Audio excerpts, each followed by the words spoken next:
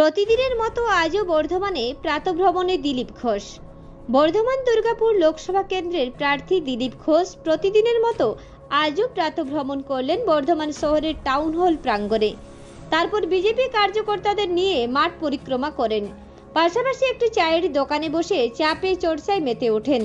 এদিন দিলীপ ঘোষকে দেখতে ও আলাপ করতে স্থানীয়রা ভিড় জমান এবং স্থানীয়দের বিভিন্ন ধরনের অভিযোগ শোনেন।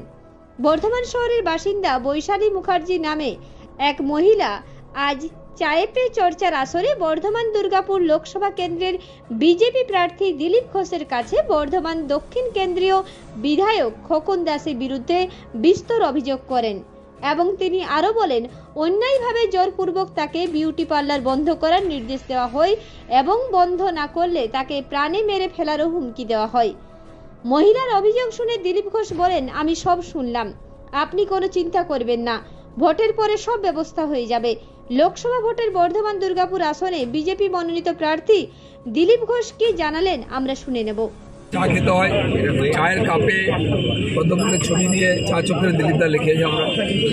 এখানে গরম পড়েছে, এত গরম সহ্য করা যাচ্ছে। গ্রামে যাচ্ছি, রাস্তায় দাঁড়িয়ে মায়েরা আঁচল দিয়ে হাওয়া খাচ্ছেন, দাওয়ায় বসে হাত পাখা দিয়ে কাগজ দিয়ে হাওয়া খাচ্ছে। আমার মনে হচ্ছে যে মানুষের হাতে যদি হাত পাখা দিচ্ছে, দোকানদার হোক, অর্থনীতি মানুষ হোক বা গ্রামের মানুষ, তাহলে এটা হাওয়া লাগবে। আপনারাও হাওয়া খেয়ে দেখতে পারেন পদ্মফুলের কি সুন্দর বৃষ্টি। দাদা, তৃণমূলের তো একটা হাওয়া চলছে, টিএমসি লু নয়, বিজেপি সুন্দর বৃষ্টি। বুঝি তৃণমূলের একটা হাওয়া তো চলছে, বিজেপির হাওয়াটা কেমন? বিজেপি টিএমসির তো গরম হাওয়া, আমাদের ঠান্ডা একদম মিষ্টি পদ্মফুলের গন্ধের হাওয়া। দেখুন হাওয়া খেয়ে দেখুন,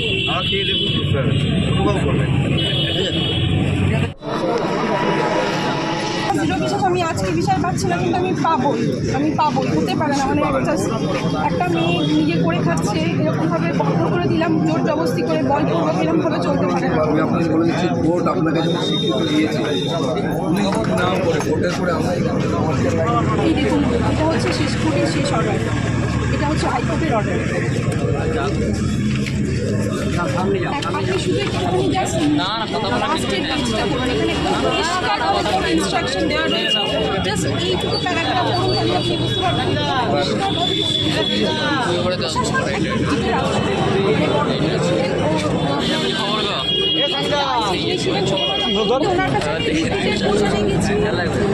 আমি এতগুলো দপ্তরে চিঠি করেছি, এতগুলো অ্যাডমিনিস্ট্রেটিভ লেভেলের চায়ের কাপটাও বাবু থেকে শুরু করে এতগুলো জায়গা থেকে আমি কোনো আজকে আমি লোকের ওখানে কাজ করছি,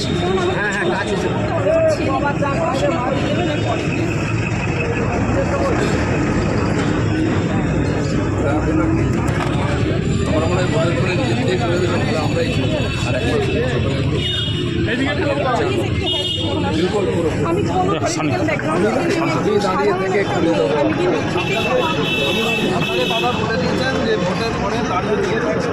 ভোটের পরে তুলে দেবে, না তুলে আমি তুলে দেবো। ফোর্সফুলি তো বন্ধ রাখা যায় না, বলুন। কোনো চিন্তা করুন, আপনি এসছেন এখানে, এই ধরনের কোনো অত্যাচার করতে দেবো না। সামনে একদম সামনে পার্লারটা, এবং 18 সাল থেকে আজকে দেখুন কি অবস্থা। একজন মহিলা যাকে সশক্ত করার জন্য, অধিকাংশ সাংবাদিক আমাকে চেনে, অধিকাংশ জন জানে, নাম আপনার বৈশালী মুখার্জি। তো তিনি একজন মহিলা নিজে দাঁড়িয়ে বিউটি পার্লার চালাতেন। প্রধানমন্ত্রী মহিলাদের জন্য এত প্রজেক্ট দিয়েছেন, তারা স্বাবলম্বী হন, বাড়ি ঘর দিচ্ছেন। এখানকার মুখ্যমন্ত্রী একজন মহিলা, তার রাজ্যে তার এমএলএ খোকন তার বৈধভাবে ভাড়া দিয়ে চালানো বিউটি পার্লার বন্ধ করে দিচ্ছে। কিসের মামদো বাজিয়ে ভাবে জমিদারি পেয়ে গেছেন, এগুলো যা ইচ্ছা করে লুটপাট মারকাট ঠান্ডা খুলে দিচ্ছে, এই করছে। কোর্ট রায় দেওয়ার পরেও কোনো প্রশাসন খুলছে না, প্রশাসন নপুংসক হয়ে বসে আছে। একজন এমএলএ যে একজন সমাজ বিরোধী, সে আজকে দাপিয়ে বেড়াচ্ছে, একজন মহিলার অত্যাচার করছে, আর ওরা মহিলা করে বেড়াচ্ছে। কীর্তি আজাদকে বলছি, তোমার চোখ থাকলে দেখে যাও, তোমার এমএলএ মহিলাদের কী ব্যবহার করছে, দিলীপ ঘোষকে শেখাতে হবে না। আমি বলে যাচ্ছি এখানে দাঁড়িয়ে, ভোটের পরে যদি ওরা খুলে না দেয়, দিলীপ ঘোষ এই তালা খুলে দেবে, ভেঙে দেবে হাত মিলিয়ে। কোনো অত্যাচার করতে হবে না, কোনো মহিলার উপরে তো নয়। আপনি নিশ্চিন্ত থাকুন, আপনি নিশ্চিন্ত থাকুন। পূর্ব বর্ধমান থেকে দেবাশিস ঘোষের রিপোর্ট, রূপসী বাংলা মিডিয়া।